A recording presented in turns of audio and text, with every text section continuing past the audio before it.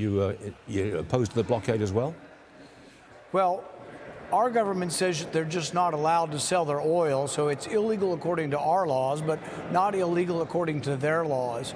So I don't like it. I think it's a provocation, and I think it's a prelude to war. I think war should be something we do in self-defense when we have to go to war, when we were attacked on 9/11, when we were attacked in World War II.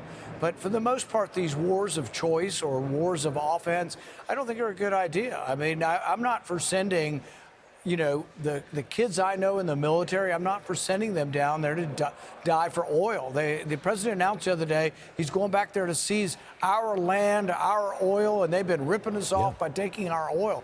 That made no sense at all. And somebody, before you go to war, ought to at least say or explain what they mean by they're saying the Venezuelans are stealing our oil. What do they mean by that kind of comment?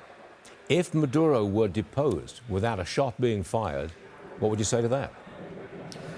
You know, I am no fan of Maduro, no fan of socialism. I wrote a book called The Case Against Socialism, and in it, the opening chapters, we talk about gangs in Venezuela scrounging for food and fighting for food because it's such a rotten system. So I'd love to see Maduro gone.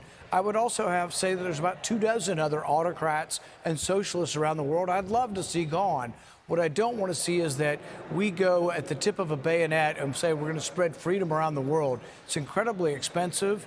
We can't even provide for our own people. We're $2 trillion in the hole. We don't need to be the world's policeman. Next one, Senator. You say partisan gerrymandering, quote, might lead to violence in our country. Can you explain that?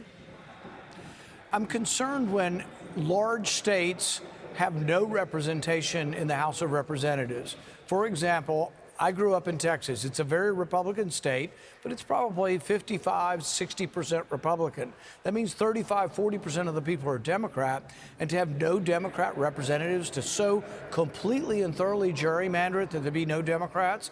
Likewise, it's not just Republicans doing this. They're doing the opposite in California. I think California's got close to 50 representatives, or right around 50.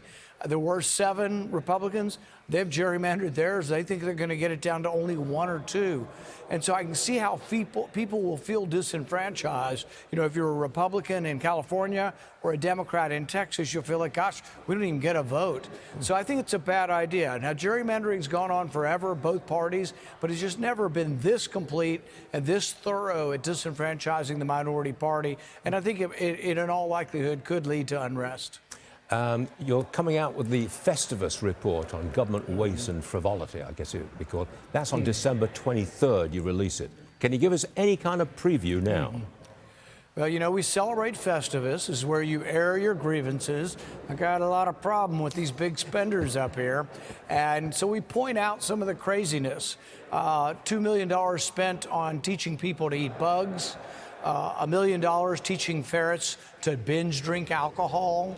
$250,000 spent on teaching Pakistani kids about climate change. I mean, the ridiculousness of these things that on the face value of it, people would say, I got a lot of problems with that. Most Americans would say, why are we still doing this? A lot of it comes from the National Science Foundation.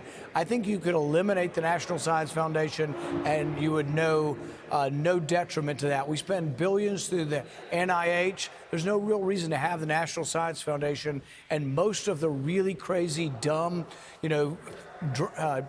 having fish drink gin and tequila and ask which makes them more aggressive, gin or tequila. I mean, everybody knows it's got to be tequila, right? I mean, that's just crazy. I knew you were going to say that. I knew it. But I don't think that we really, need those kind of studies. Most of them are crazy behavioral studies.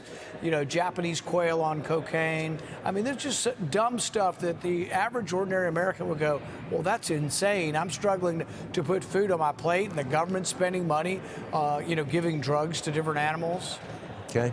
We'll wait till December 23rd for the full report, and we will devour it at that point. Senator Rand Paul, always a pleasure. Thanks so much for being with us, sir. Appreciate it. Thank you.